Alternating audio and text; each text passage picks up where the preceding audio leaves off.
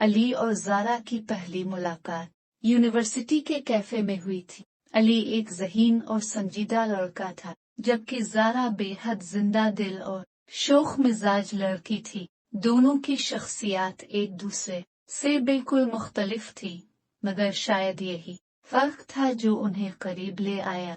शुरू में तो ये सिर्फ मामूली दोस्ती थी, लेकिन वक्त के साथ साथ उनके दरमियान एक उनकही मोहब्बत पनपने लगी। अली की आंखों में ज़ारा के लिए बेपनाह एहतराम और मोहब्बत थी, और ज़ारा भी उसके बगैर अधूरी महसूस करने लगी थी। मगर मोहब्बत हमेशा आसान नहीं होती। ज़ारा का खानदान रिवायती ख्यालात का हामी था, और उन्होंने इसके लिए एक रिश्ता तय कर दिया था।